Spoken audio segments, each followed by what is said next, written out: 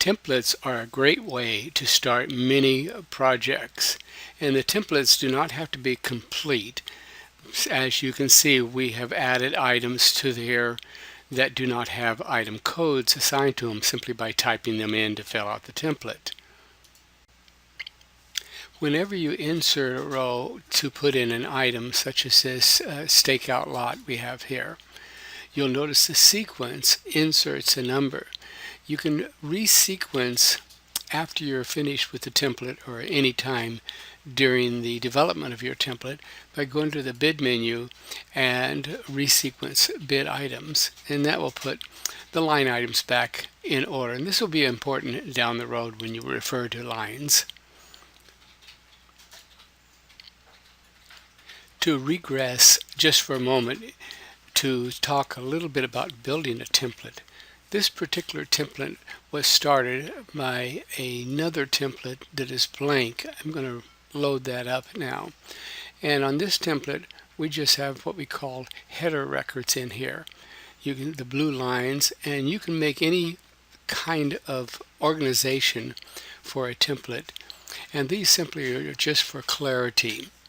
Whenever you want to put a header record in, you right mouse click, and one of the choices is insert header. We do have a video on more information about header records available to you.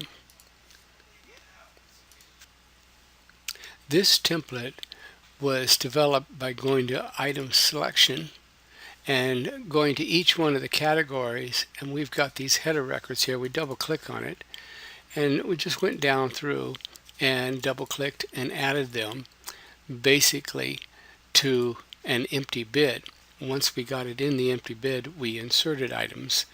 We're going to remove them right now, but at any rate, this is how you would add the header records to create a template such as this. And if they are not in the item selection here, if you don't have them in your set of data, we have them in most starter price books. But if you created your own price book and you do not have the headers already in there, simply right mouse click like we mentioned before, type them in and continue on, and then save it out without any items in it for a future reference to start another template.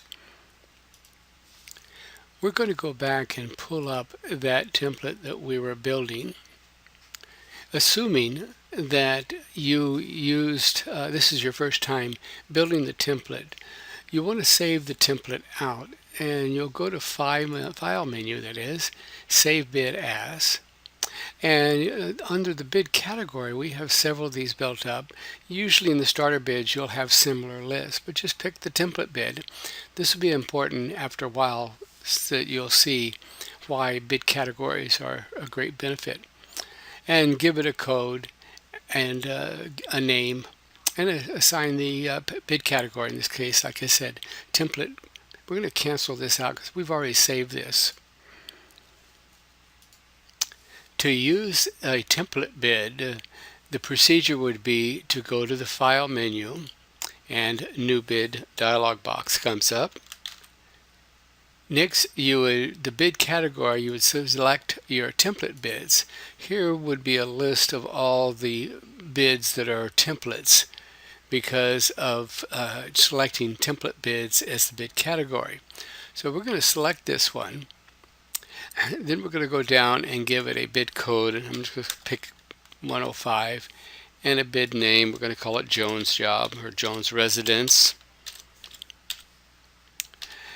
Then we need to pick the category that the bid is in, which will be a single family, single story. And we click on that. Then we click OK. And the template is ready to be used. At the top of EasyEst, the title bar, you'll see it's bid 105 Jones Job. And now we'll start using the template by adding, deleting, changing items, putting quantities in, and basically taking off the job based on the specs of the job. To make a template out of an existing bid that you have, first thing you would want to do would be go to the Tag menu and tag all bid items. Then go over to the quantity column, and we want to zero these out. So we're going to go to the tag menu and change column value. We're going to change it to 0 to remove all the quantities for the template. We're going to untag it just so we don't forget to do that. Then you'll go to the Save As. And since it's going to be a template, we're going to give it a lower number. We're first going to click on the bid categories and choose a template bid.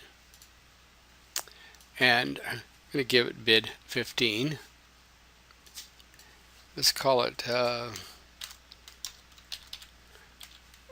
Res 1500. Doesn't really matter. And we'll save the bid. And so when you go back to do a new bid, and let's take a new bid, and you click on the template bids, you'll see that that created template is in the list of template bids. As you run through actually taking off the job, you'll see I've added a few quantities in here.